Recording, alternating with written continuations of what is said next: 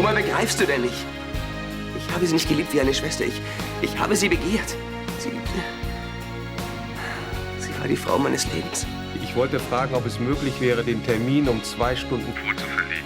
Soviel ich weiß, hat sich meine Mutter sowieso den ganzen Nachmittag freigehalten. Würde es dann reichen, wenn ich ihr heute Mittag Bescheid sage? Ich kenne keinen Markus.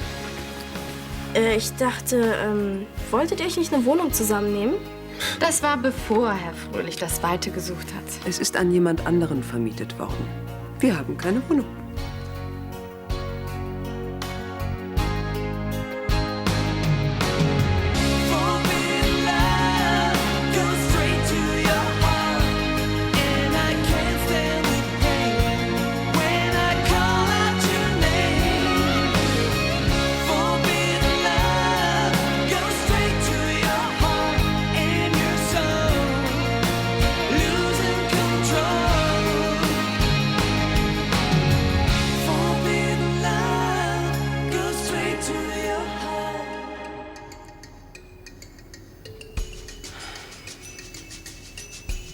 Ich verstehe das nicht. Wie konnte das passieren? Ja, ich bin leider zu spät zur Vertragsunterzeichnung gekommen.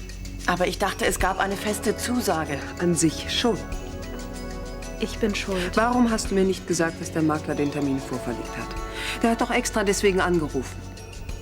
Ich wollte ja. Aber ich hatte es so eilig nach dem Telefonat. Und dann habe ich es einfach vergessen. Vergessen? Ja. Ist es wirklich zu viel verlangt? Einmal. Nur ein einziges Mal mitzudenken. Wir haben doch noch heute Morgen am Frühstückstisch über den Mietvertrag gesprochen. Ja. Ich weiß. Aber Aber was? nichts. Es tut mir einfach leid. Wirklich. Davon bekommen wir auch keine neue Wohnung. Und was machen wir jetzt? Keine Ahnung. Frag doch deine Schwester. Vielleicht hat die eine Idee. Es gibt ja noch mehr Wohnungen in Köln. Oder in Düsseldorf. Das wäre vielleicht sowieso günstiger. Wegen der Agentur und so. Tja, eigentlich hast du recht. Ja, ist gut. Fange ich einfach noch mal von vorne an. Hab ja sonst nichts Besseres zu tun. Clarissa hat das Bild ausgetauscht und du hast nichts davon gewusst? Nein. Clarissa hat euch hintergangen. Trotzdem würde mich interessieren, wie dieses Foto entstanden ist. Mich auch. Ich weiß nicht, wie ich es euch erzählen soll. Wo ist das Foto gemacht worden? Auf Lanzarote. Also unmittelbar vor Julias Tod. Christoph. Ja, vor ihrem Verschwinden. Ja. Ich glaube nicht, dass wir das so genau wissen müssen. Auch mich würde das schon interessieren. Wie kommt der Fotograf dazu, euch so weit zu bringen, euch zu küssen? Das müsst ihr doch gestellt haben. Also gut, ich sag's euch. Ich bin Julia nachgereist. Wir haben ein paar wunderschöne Tage erlebt. Wir hatten endlich das Gefühl, frei zu sein. Naja, und eines Nachts am Strand da haben wir darüber gesprochen, wie es wohl wäre, wenn wir nicht nach Deutschland zurückkehren würden, wenn wir im Ausland blieben. Als Paar. Das ist doch nicht dein Ernst. Doch. Und dann haben wir uns geküsst, wie man sich eben so küsst, wenn man glücklich ist und beschließt, zusammen zu bleiben. Was ist mit dem Fotografen? Den muss Clarissa engagiert haben. Wir konnten doch nicht wissen, dass wir fotografiert werden.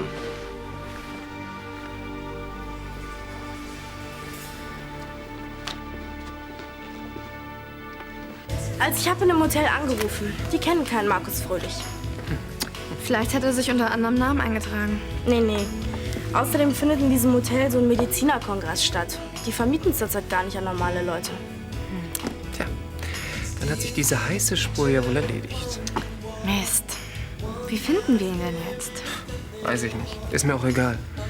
Ich habe mir lang genug über Herrn Markus Fröhlich den Kopf zerbrochen. Ach komm, tu nicht so. Nix, ach komm. Für mich ist das Thema gegessen. Wenn er nicht will, dann will er nicht. Ich renne ihm doch nicht hinterher. Gero.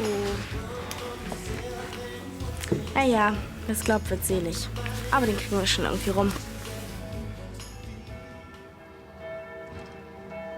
Tja, dann mache ich wohl am besten gleich morgen einen Maklertermin. Genau. Du findest sicher schnell was Neues. Hallo. Hallo. Wie war's in Friedenau? Erzähl's dir gleich. Na, habt ihr schon gefeiert? Eher weniger. Ich habe die Wohnung nicht bekommen. Der Vertrag lag doch schon beim Makler. Der Vertrag war da, nur ich nicht. Steffi hat vergessen, Erika zu sagen, dass der Makler den Termin vorverlegt hat. Das Kind ist manchmal so unzuverlässig. Es ist wirklich furchtbar. Visionen. Ja, ich weiß. Ich wäre ja auch gar nicht so wütend, wenn da nicht noch der Ärger mit Tim wäre. Arno, die Sache, die wächst mir einfach über den Kopf. Komm, Erika, du hast bis jetzt fabelhaft alles gemeistert. Ja, ich weiß nicht. Keine Wohnung, mein Bruder hasst mich. Also was die Wohnung betrifft, kann ich dich beruhigen. Ihr könnt selbstverständlich hier bleiben, bis ihr was gefunden habt. Nicht? Weiß sonst noch jemand, was auf der Insel zwischen euch war? Nein. Das heißt doch, ich hab's Erna erzählt, aber die behält's bestimmt für sich. Papa und Christoph auch. Na, von mir aus sollen die's doch erzählen. Das ist mir mittlerweile sowas von egal. Ich hätte viel früher dazu stehen sollen. Unabhängig davon, was die anderen denken. Das hätte ich auch mal machen sollen. Ich meine, ich hätte Papa sofort die ganze Wahrheit über Oliver erzählen sollen. Ja, stimmt. Du hast ja auch dein kleines Geheimnis gehabt. Hm? Dann kannst du dir ja in etwa vorstellen, wie ich mich gefühlt haben muss. All die Zeit, die ich meine Liebe verstecken musste. Es muss furchtbar gewesen sein. Naja, jetzt hat die Heuchelei ja endlich ein Ende. Gott sei Dank. Du bist ja schon fertig. Hast du heute keine Lust auszureiten? Ja, warum nicht? Also mich lenken meine Pferde immer von meinen Problemen ab? Vielleicht sollte ich es auch mal versuchen. Ja, warum nicht? Foxy würde sich bestimmt freuen. Ich zieh mich dann mal um. Bis nachher. Hm?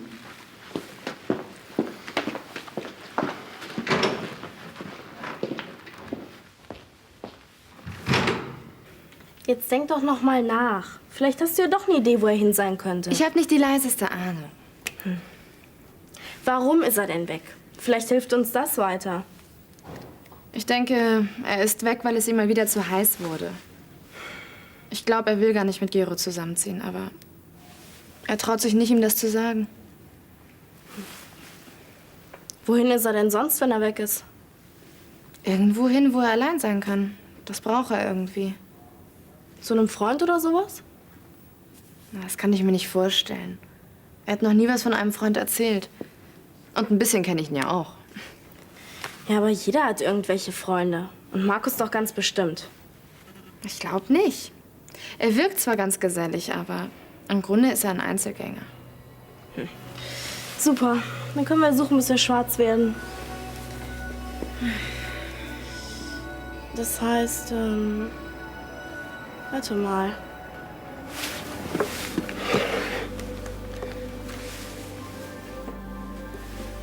Hey, fummel nicht an seinen Sachen rum. Was heißt denn hier fummeln? Ach komm, mach das wieder zu. Warte mal eine Sekunde. Na bitte, wer sagt's denn? Hast du was gefunden? Ja, in seinem Kalender. Da ist für heute eine Eintragung. Lies mal vor. Ich dachte, ich soll das Teil wieder ausmachen. Nun, lies schon. Okay. Ab heute Burg Wetterstein, Rittersaal. Alles ist möglich. Kannst du damit irgendwas anfangen? Nee. Aber was nicht ist, kann ja noch werden. Ela, lass uns reden. Wozu? Was würde das denn ändern? Du erwartest also tatsächlich, dass ich sie rauswerfe?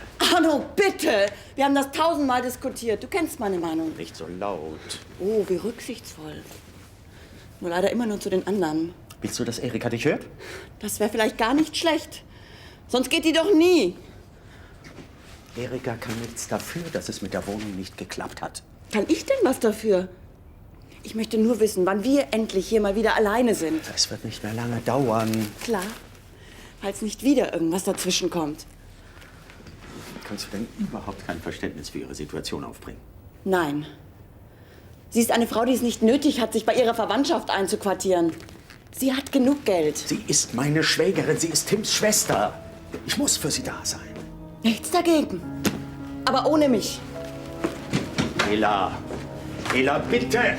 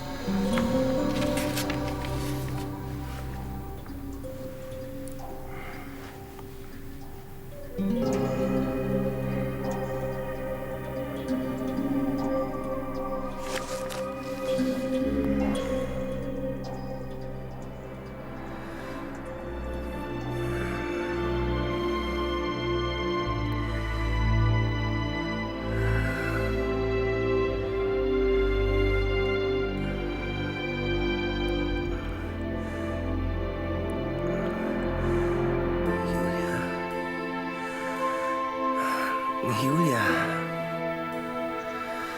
Jan, schläfst du?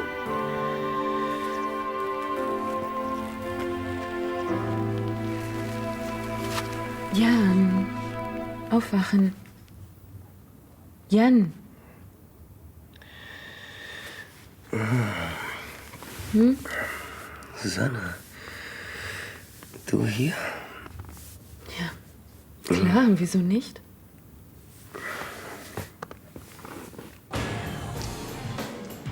Da ist es. Burgwetterstein. Ich hab's. Das ist ja am Arsch der Welt.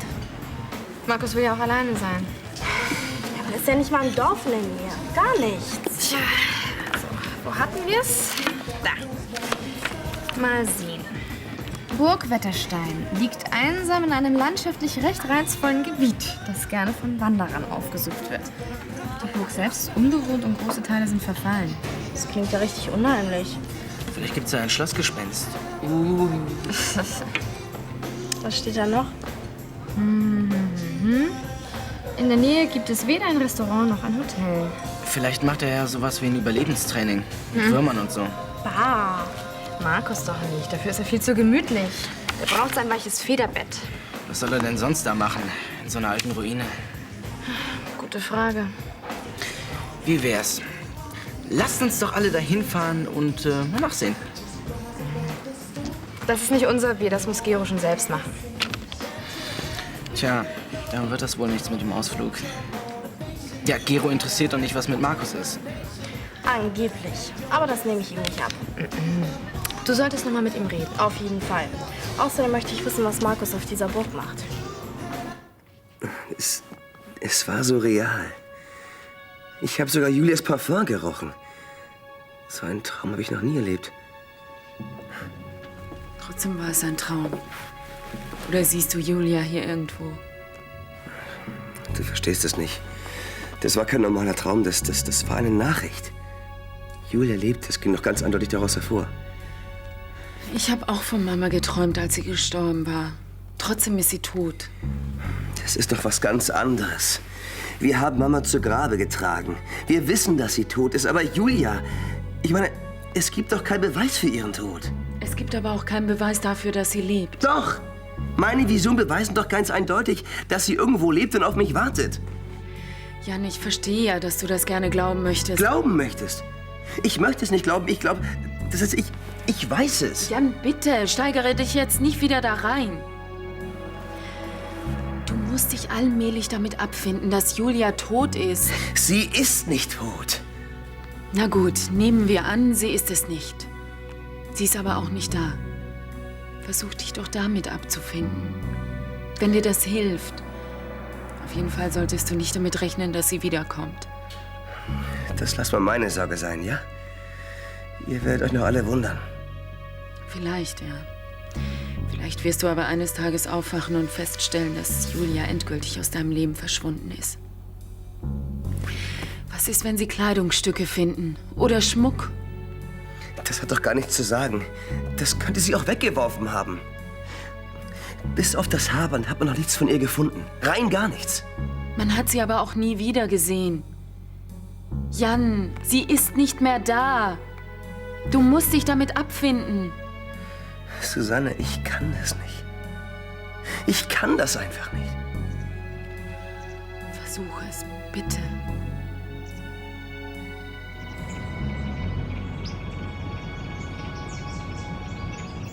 In diesem Wohnheim geht kein Mensch ans Telefon. Versuch's doch nachher noch mal. Wahrscheinlich will sie mich gar nicht sprechen.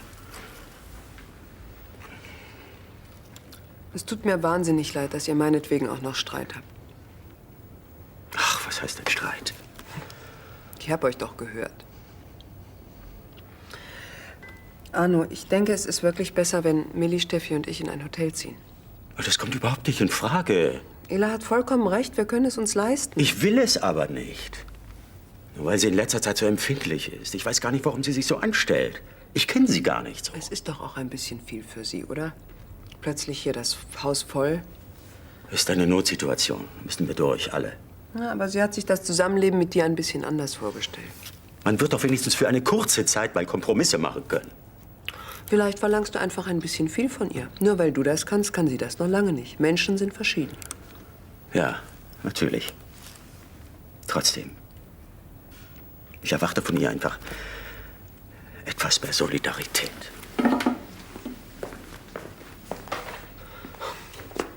Kathi, hör jetzt auf damit. Ich fahr doch nicht zu dieser blöden Ruine, nur um festzustellen, dass da keiner mehr wohnt. Und wenn doch? In dem Führer steht, dass sie unbewohnt ist. Das hast du doch selbst gelesen. Ja, vielleicht hat sich das ja inzwischen geändert. Quatsch. Und überhaupt, warum soll ich dem hinterherfahren? Das habe ich überhaupt nicht nötig. Das sehe ich ganz genauso. Vergiss den Kerl. Versuch lieber wieder mit Sophie zusammenzukommen. Sie war doch nett. Roberto, bitte. Das ist doch wahr. So eine süße Signorina. Markus ist aber auch sehr nett. Na, dann findet er auch so eine süße Signorina. Aber er ist in Gero verliebt. Und du liebst ihn. Das überlass mal schön mir, ja? Genau. Vielleicht lässt Sophie mit sich wieder reden. Roberto. Könnt ihr jetzt vielleicht endlich damit aufhören? Ich fange weder wieder was mit Sophie an, noch fahr ich zu dieser bescheuerten Burg Wetterstein. Jetzt lasst mich endlich in Ruhe. Oh nein, ich lass dich erst in Ruhe, wenn du fährst.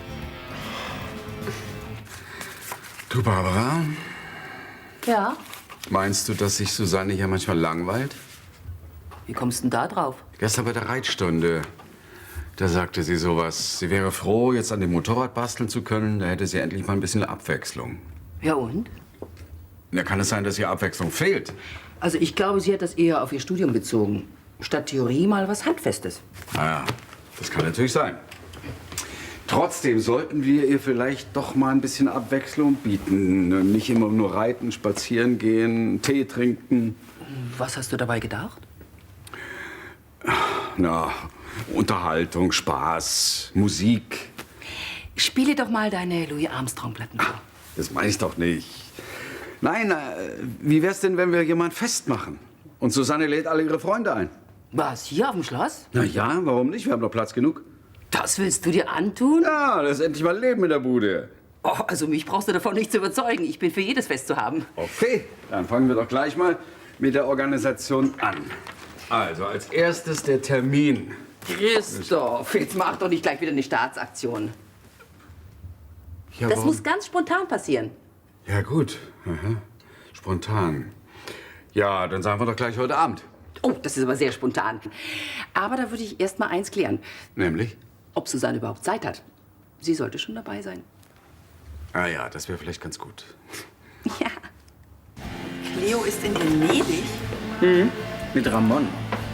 Was machen die denn da? Tja, was so zwei junge, frisch verliebte Menschen da so machen, muss ich dir nicht erklären. Nee, lass mal, sonst werde ich nur neidisch. Wieso? Hast du Liebeskummer? Das werde ich dir gerade auf die Nase binden. Wieso nicht? Ich bin doch Experte in Sachen Liebeskummer. Ach, sieh an. Und wie steht's mit nervtötenden Schwägerinnen und ihren Töchtern? Hast du da auch ein paar Tipps auf Lager?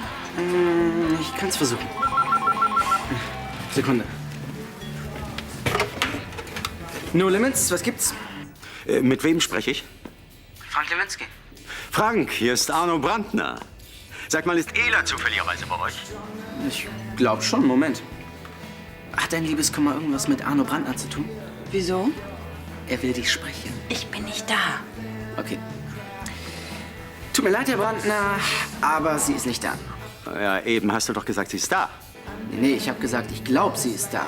Aber du musst doch sehen, ob sie da ist oder nicht. Naja, sie war eben da, jetzt ist sie halt nicht mehr da. Ja, so ein Zufall. Just wenn ich anrufe, verschwindet sie. Es muss an Ihnen liegen. Jetzt wird man nicht frech, ja? Hey, nicht in diesem Ton bitte, ja? Wenn du Ela siehst, dann sag ihr bitte, dass sie mich anrufen soll. Und ich bin zu Hause. Okay, mach ich. Falls sie überhaupt wieder hier auftaucht. Tschüss. Und was hat er gesagt? Du sollst ihn anrufen. Er ist jetzt zu Hause. Wie war er denn drauf? Er war ein bisschen stinkig. Er hat nämlich mitbekommen, dass du hier sitzt. Ah ja. Du hättest mich vorwarnen sollen. Aber das nächste Mal mache ich es besser. Naja.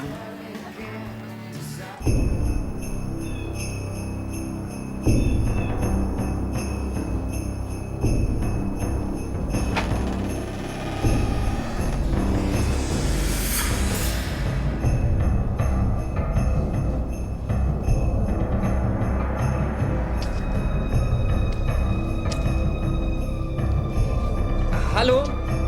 Entschuldigen Sie bitte.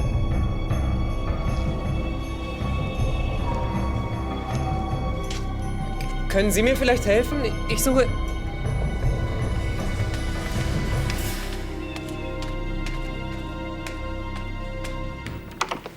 Ich fahre dann jetzt. Susanne, Moment mal.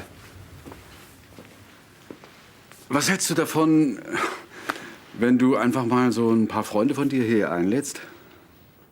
Einladen, wozu? Na, so eine Art Spontanfete. Ja, eine Party ist keine schlechte Idee. Aber wie kommt ihr darauf? Nur so. Vielleicht wollen wir dir eine Freude machen. Wir? Das war Christophs Idee. Bedank dich bei ihm. Für Speis und Trank ist gesorgt. Tilda weiß Bescheid. Ich weiß gar nicht, was ich sagen soll. Danke. Bitte, bitte. So ein Angebot kann man nicht ablehnen. Nein. Tschüss. Tschüss. Tschüss.